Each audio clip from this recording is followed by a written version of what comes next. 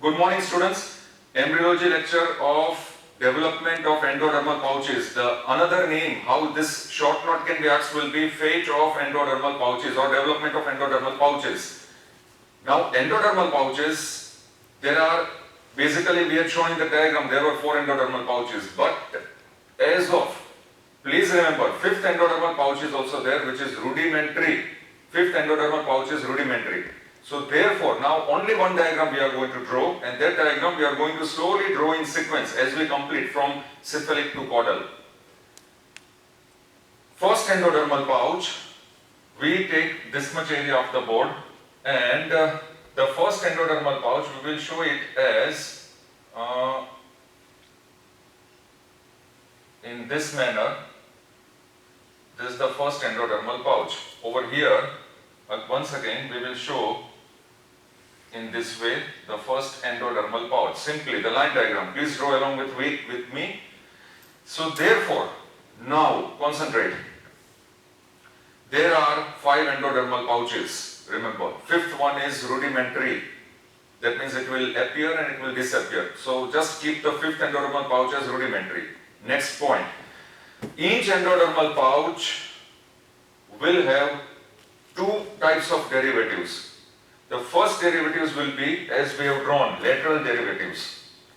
Second derivatives will be median, where my hand is there, median derivatives. And the median derivatives will be in the floor of the pharynx. So therefore, these derivatives are called lateral derivatives and ventral derivatives. Ventral derivatives in the floor will be a separate chapter, because in the ventral derivatives from the floor of the primitive pharynx, these ventral derivatives will be from the endodermal pouches only, but in the floor of the mouth. So therefore they are, what are those ventral derivatives? They are development of tongue, development of thyroid gland, and there will be, along with the thyroid gland, there will be a small diverticulum which will take place, which I have discussed with you during development of foregut. Laryngotracheal diverticulum, laryngotracheal tube, that will further differentiate into larynx and trachea. These 3 derivatives, tongue, thyroid gland and laryngotracheal diverticulum, will develop from the ventral derivatives of the endodermal pouches or ventral derivatives of pharyngeal arches. Please remember, independent topic, independent chapter. So therefore, in the endodermal pouches or fate of endodermal pouches or development of endodermal pouches, we only describe lateral derivatives. First endodermal pouch, lateral derivative. Now let me explain, then we'll go further in the diagram. Please note down, keep on noting down the points. First endodermal pouch will progress, it will develop in the dorsal direction, as the direction goes on both the side, right and left. So dorsally, as it migrates, the first endodermal pouch, it will be known as tubotympanic recess. So therefore, we name this pouch as the first endodermal pouch, and at the same time, we name this as tubotympanic recess.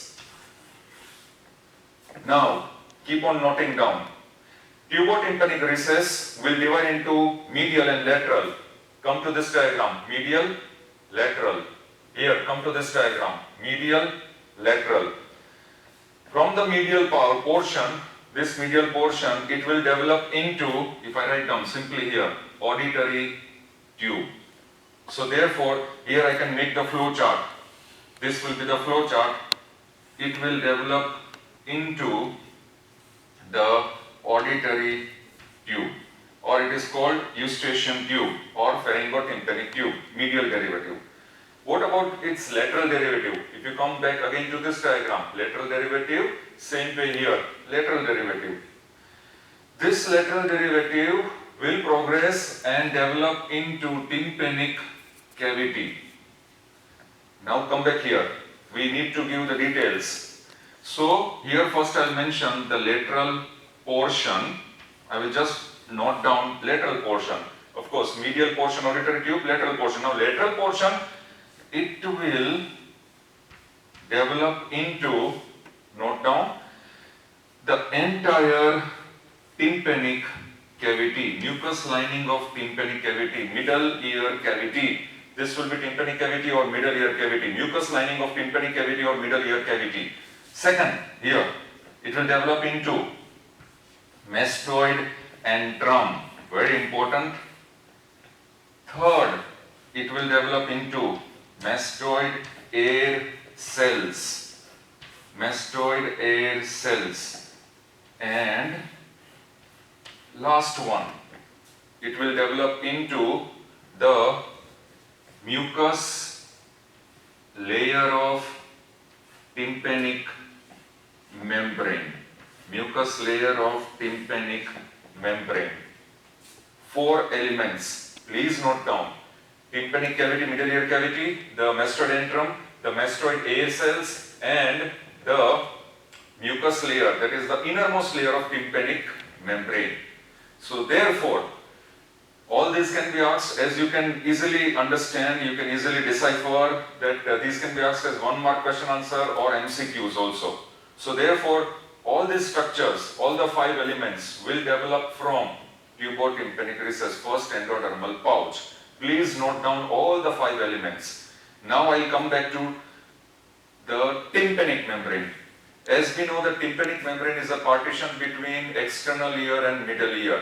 So tympanic membrane is tridermal in development. So many times in entrance examinations they will ask this MCQ. Outer layer of tympanic membrane will develop from ectoderm, middle layer is a fibrous which is developing from mesoderm, and inner layer is endoderm which will develop from tubotympanic recess. Now outer layer. Come back to this diagram.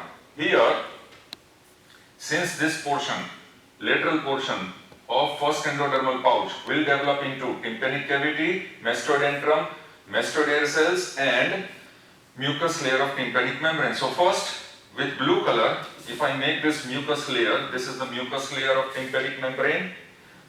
What will come in opposition to the first endodermal pouch? There will be, in opposition, there will be first ectodermal cleft. So here, if I color this, put an arrow. Similarly over here, if I just have pink color, put an arrow. So therefore, here I will name this as first ectodermal cleft. This is the first ectodermal cleft.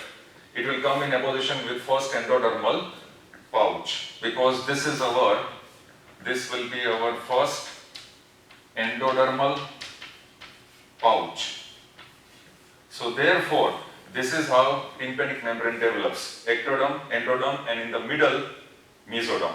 So here we finish our first endodermal pouch. Now second endodermal pouch. What are the derivatives of second endodermal pouch?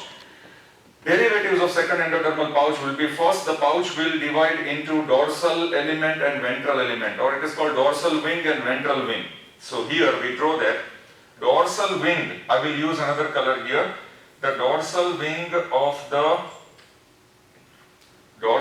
of the first second endodermal pouch. See here. This is the dorsal wing. Please draw it like this. This is the dorsal wing of second endodermal pouch, and you join with tubotympanic recess. So the dorsal wing of second endodermal pouch will join with the tubotympanic recess, and I will name here, please name this as dorsal wing of second pouch. Dorsal wing of second endodermal pouch. This will be the same, dorsal wing of second endodermal pouch. It will join with the tubotympanic recess. Now what about ventral wing? Ventral wing here, please draw. First you draw these bud-like processes, and then you complete the swelling. Same here, first you draw the bud-like processes, see here, and then you complete the swelling.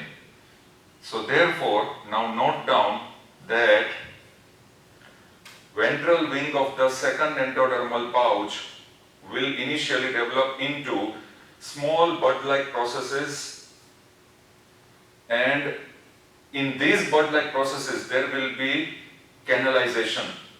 Because of canalization, there will be development of tonsillar crypts and tonsillar pits.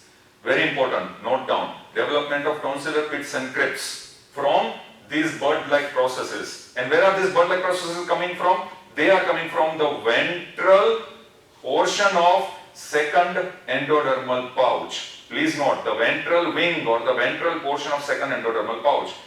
Then what will happen? After development of tonsillar pits and crypts, there will be collection of lymphocytes from mesenchyme, that is from mesoderm. Green color, I will put lymphocytes. So these will be collection of lymphocytes in the form of follicles, lymphoid follicles. So collection of lymphocytes in lymphoid follicles. And these lymphocytes which are collected as lymphoid follicles, they will develop from mesoderm, mesenchyme. So therefore, last stage, there will be development of swelling.